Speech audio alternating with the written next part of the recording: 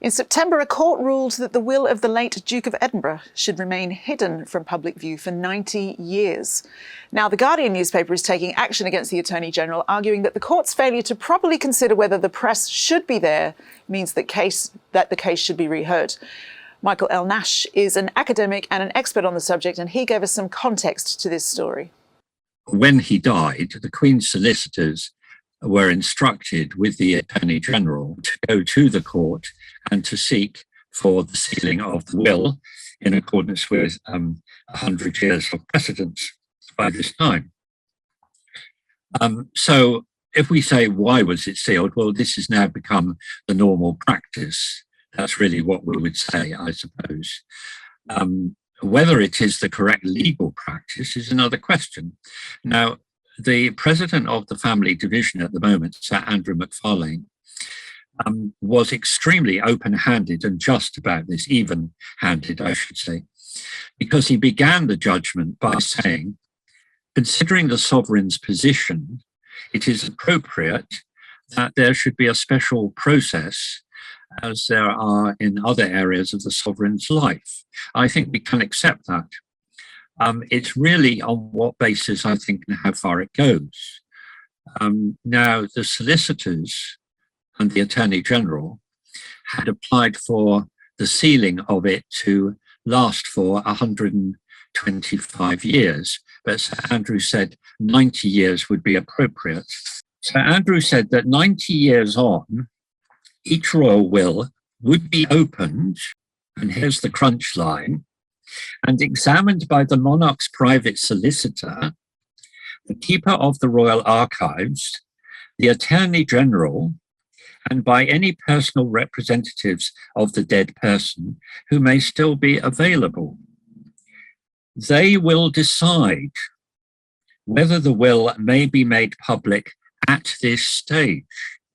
But Sir Andrew said some royal wills may never be published, even in part, because the secrecy would remain. I don't think there's anything scandalous in Prince Philip's will. It's just a question of, this is a very sensitive time for the royal family, a very difficult time for the Queen. And I rather think this is what was being put forward in September when the case was heard in private. Surely, we don't need to add to this by revealing things the Queen doesn't want revealed during her lifetime. I think that was an element of what was presented to Sir Andrew McFarlane. An interesting point that Sir Andrew added was that he was the custodian of 30 wills, none of which he had read, but they're all in a chest, and he alone has the key. Again, even saying that makes you think, well, what are these 30 wills?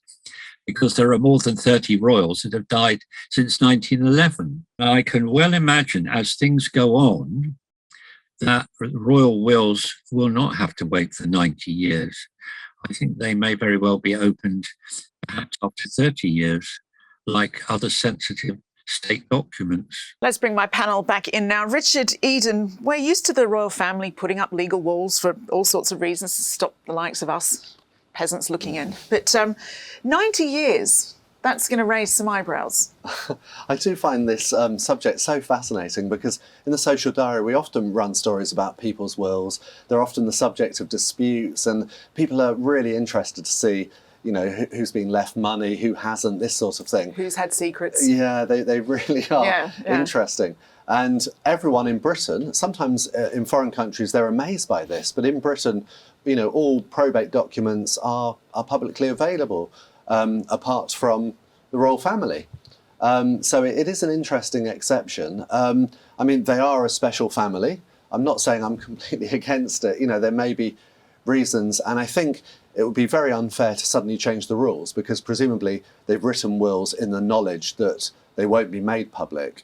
And if they thought they would be, I'm sure they might have written them differently. But Richard Kay, Princess Diana's will was open. It was. Is that a modern, reasonable comparison? Well, I think the explanation at the time was she was no longer a member of the royal family at the time of her death.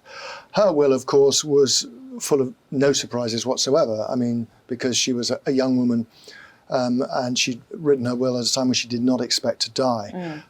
Prince Philip, on the other hand, his will, he's had many years to polish it and work on it.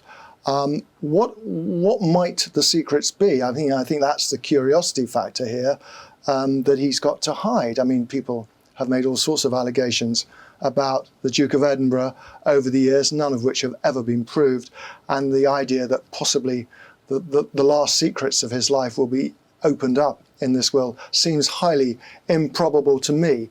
I don't think he had a great fortune. I don't think there's, on that score, there's that much to come out, but people are looking for pointers perhaps about his private life that we don't know about. I must say, I would be interested to know how much money he had, Prince Philip, because of course he was said to be penniless when he married the Queen, all those years ago. So, it would be interesting. But, I mean, a penniless royal is a little bit different to the rest of us. Where do what speculation is there about where his money and property has gone? I mean, the fact that it's 90 years could be significant, perhaps. I mean, certainly that would cover the lifespan of anyone who may have been left anything in the will. He was known for having lots of godchildren. Perhaps Richard might know the exact number. I don't. Dozens.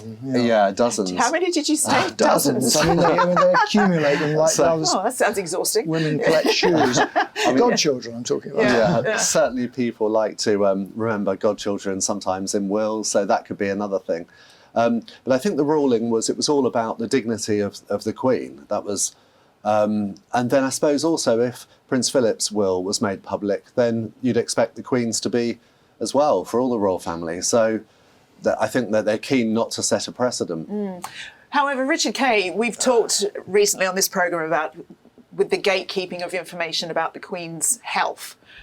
And it does rather raise the question, well, what are you hiding with the things you're not telling us? Is it the same here? I guess there is a bit. There's an assumption, therefore, they must have something to hide. Well, Prince Philip, what could he have had? I mean, he had no property. He never owned property.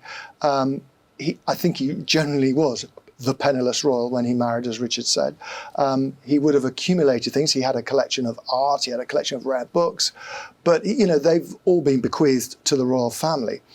It's hard to see that there is a sort of a ticking time bomb there. I think Richard's right. It's about protecting the dignity of the royal family. This is a comparatively new rule. I mean, it only came in about 110 years ago.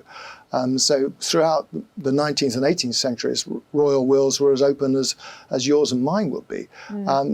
But I think the secrecy inevitably adds to the speculation. It does seem odd, you must admit, that something that was public in the 1800s is secret in the 2000s. Well, I mean, don't worry, we've only got 90 years. We'll all still be here. We can find out then.